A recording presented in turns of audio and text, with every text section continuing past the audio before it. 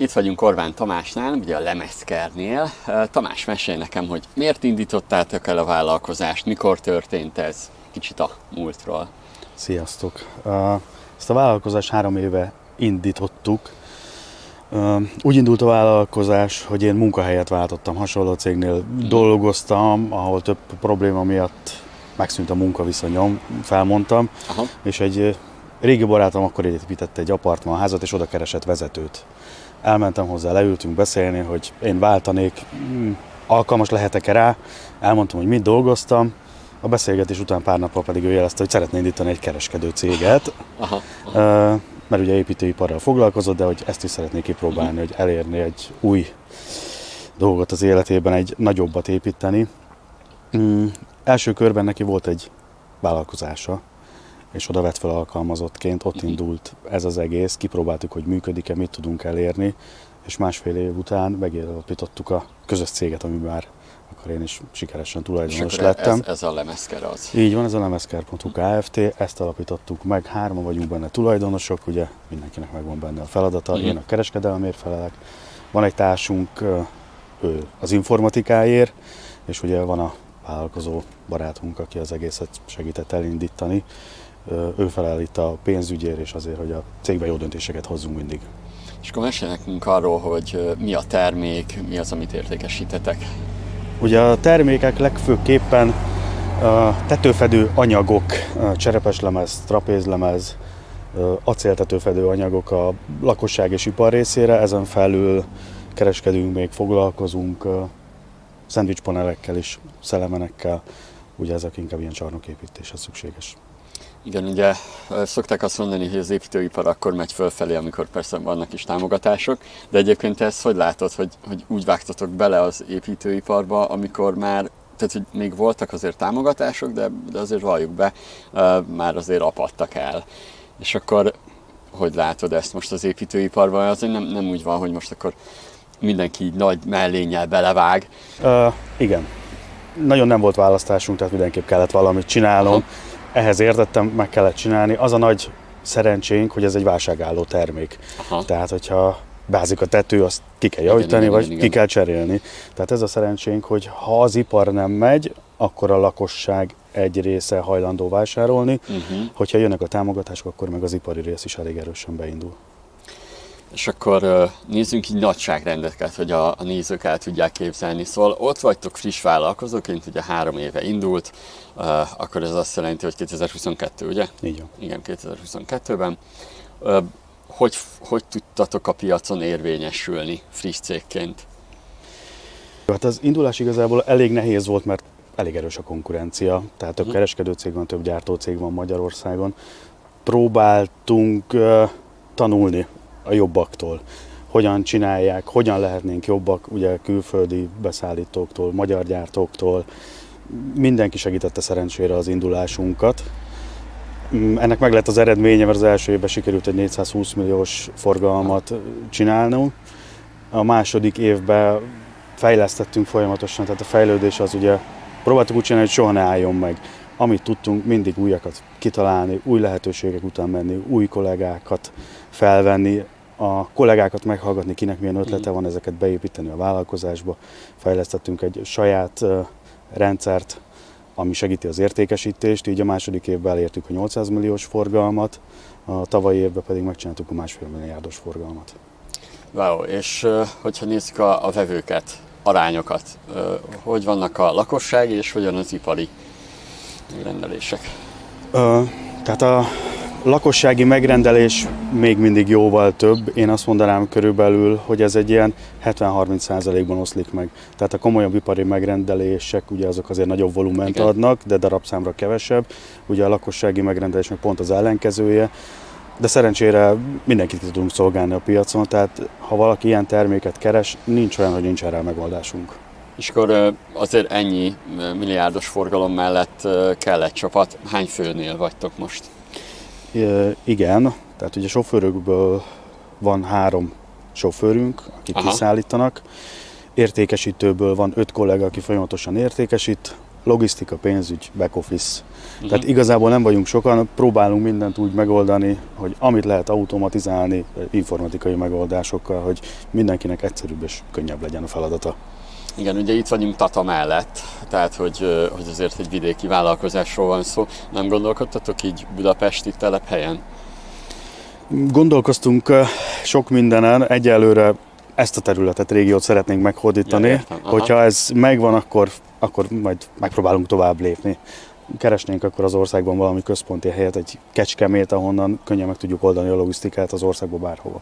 Hogyha ránézzünk a weboldalatokra, azért azt látszik, hogy színvonalas, tehát hogy ehhez gratulálok. Nekem a kérdésem, hogy jönnek a vevők? Tehát, hogy tényleg itt vagytok, 3 éves cég, nem hallottunk rólatok, hogy bíznak bennetek, meg igazából az emberek. Szerinted mi a titka a Lemezkernek? Online marketing, social media felületek, igazából minden lehetőséget, ami elérhető, azt online megpróbálunk kihasználni.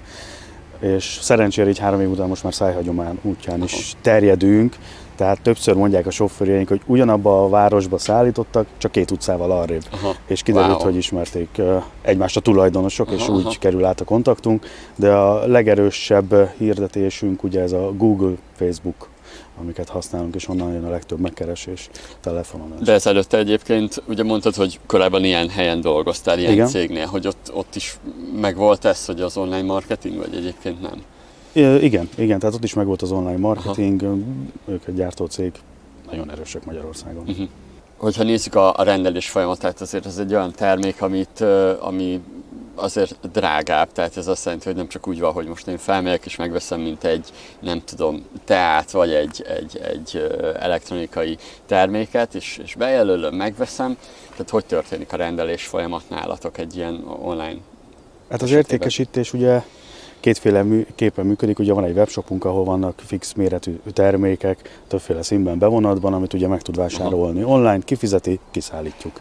A másik ugye, hogy az ügyfél személyesen, telefonon, e-mailben érdeklődik, mi felvesszük vele a kapcsolatot, átbeszéljük, hogy mi az igénye, küldünk neki egy személyre szabott ajánlatot az igényeinek megfelelően, ugye attól függően, hogy most olcsóbb terméket keres, drágábbat, prémiumot, milyen bevonatot, ugye küldünk neki erről egy ajánlatot, hogyha elfogadja az ajánlatot, ugye akkor a gyártási jelölek beutalásával elindul a gyártás, és 1-2 héten belül akkor készhez kapja a terméket. Ugye most az ipari esetében gondolom, hogy olyan emberek hívnak titeket, akik értenek hozzá, tehát hogy őket nem kell edukálni, de majd lehet, hogy mindjárt megcáfolsz. Bár ez nem jelenti azt, hogy a vevőket szídjuk, hanem van még mit tanulni. Hanem a vevők, a sima fogyasztókat nézve, a lakosságot, ott egyébként hogy látod, amikor így hívnak titeket telefonon? Tudja a vevő, hogy mit vesz, vagy nektek amúgy nagyba kell segíteni? Hát az ipari és lakossági területnek a 80%-án szerencsére mindenki tudja, hogy mi a termék és mit keres. Ugye a lakosság is tudja, neki kell egy kis iránymutatás, hogy mi az, amit belefér a pénztárcájába, hogy ha lehetőleg, akkor inkább egy kicsivel többet szálljon rá, mert ugye akkor magasabb a garancia, jobb a lemezminősége. Az ipari területen ugye igazából nincs, ott megkapjuk, hogy mi a cél, és akkor arra kell nekünk a legjobb árat megadni.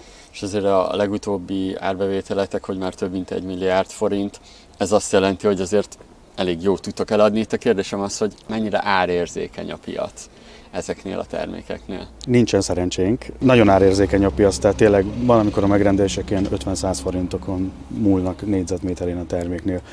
Próbáljuk mindenkinek a legjobb árat megadni. Alapjában véve programozó vagyok. Életemben csak számítógépekkel foglalkoztam.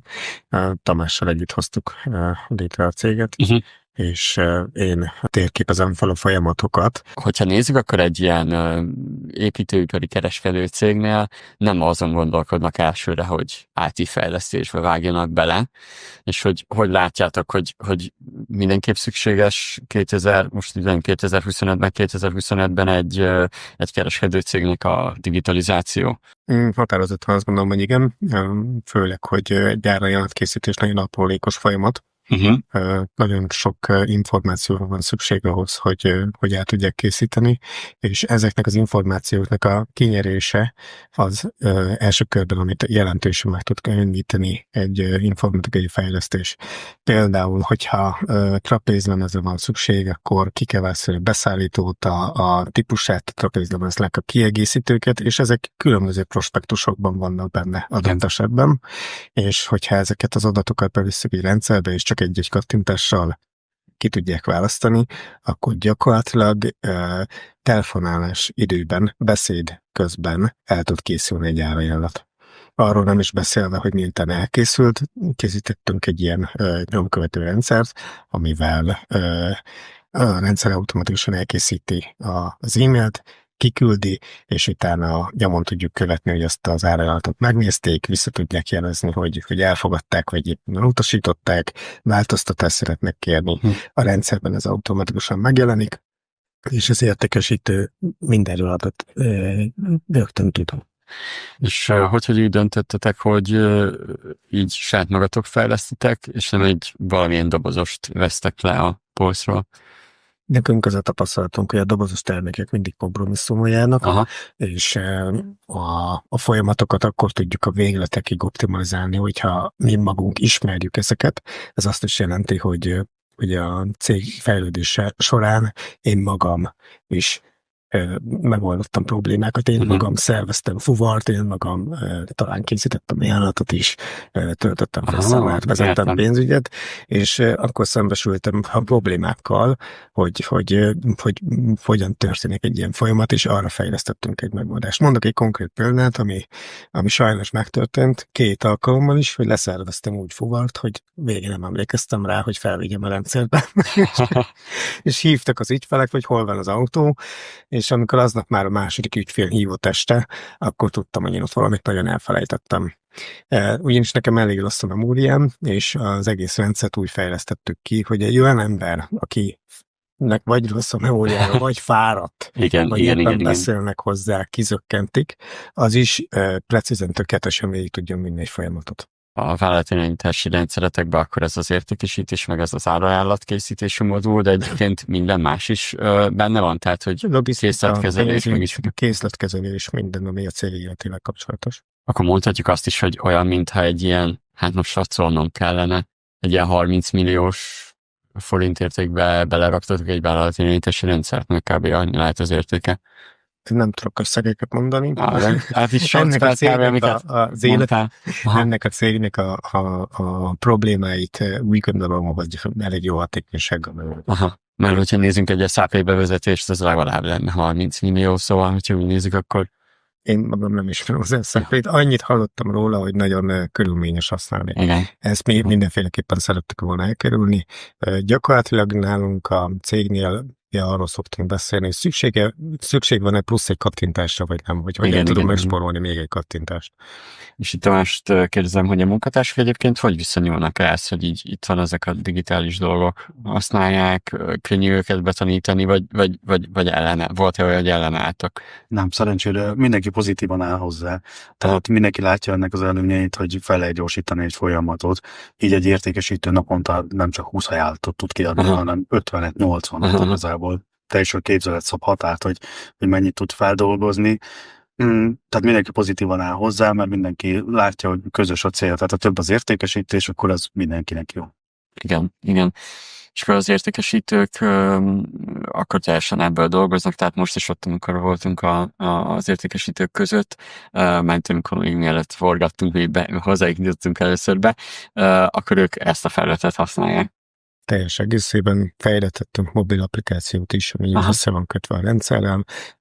Gyakorlatilag a rendszer jelzi nekik azt, hogy ha van fogadatlan hívásuk, a névjegyzékbe automatikusan bekerül a rendszerben lévő összes árajánlatot készítő személynek az azonosítója, a neve, gyakorlatilag ezt is próbáltuk lerövidíteni. A felületről tudnak telefonhívást indítani, nincs olyan, hogy egy számot be kell írni, vagy szegényezni, minden teljesen automatizálva. És hogyha úgy nézik, akkor a cégetek fel van készülve most így technológiailag arra, hogy egy nem tudom, 5 milliárdos forgalmat is lekezeljen, ha jól értem. Mindig ez lebeg a szemünk előtt, hogy ezt az energiát azért rakjuk bele a cégbe, hogy ennél sokkal jobb legyen.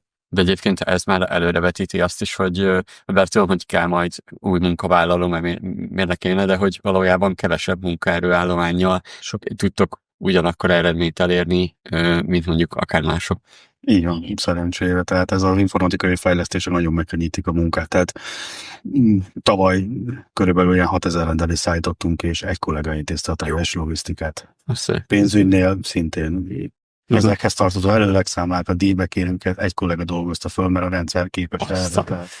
A beérő SMS-eket értelmezi a rendszer, megkészíti hozzá az előlegszámlát, ugye automatikusan mennek a gyártóhoz a megrendelések, a rendelés visszaigazolás is automatikus, tehát amit lehet, mindent megcsináltunk arra, hogy emberileg ne kelljen beleavatkozni, hogy minél kevesebb legyen a hiba lehetőség. És mondjuk itt a technikai kérdésem lesz, hogy ilyen ellenőrzési folyamat is van benne a rendszerben? Tehát, hogy kiír hibákat mondjuk, vagy hogy kiír olyat, hogy ugye, ehhez a rendeléshez nem történt, nem tudom, útvonaltervezés, vagy bármi. Nekünk rengeteg listánk van. Egy adott nézőpontban, egy adott vetületből vizsgálunk egy rendelést, például milyen állapotban van a logisztika. És akkor ott mindenféle státuszokat látunk, és akkor abból a kollégák látják, hogy mivel mi a teendő. Ja, értem.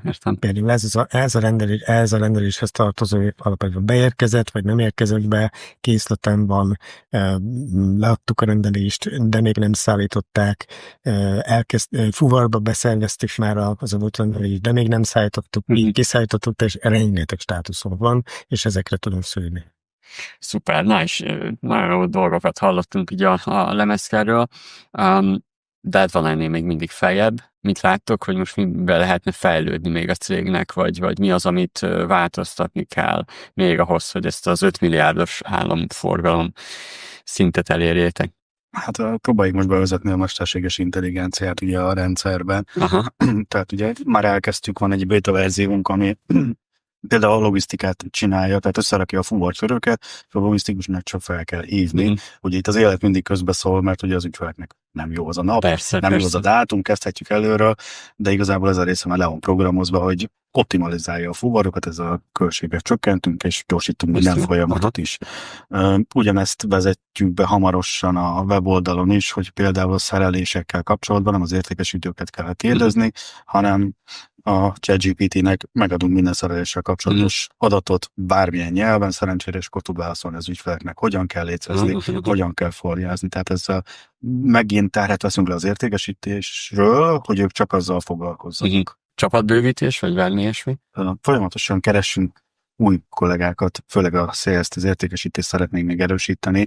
Ugye ezen a piacon nagyon fontos az, hogy legyen kapcsolattartás az ügyféllel, hogy az ő problémájára megfelelő választ tudjuk adni. Ezt sajnos nem tudjuk kiváltani semmilyen rendszerrel. Igen. Így ezért keresünk folyamatosan profi értékesítőket, akiket a belső rendszeren keresztül is tanítunk és képzünk, és a beszállítóink is szerencsére segítenek mindenben, és ők is eljönnek és képzik őket.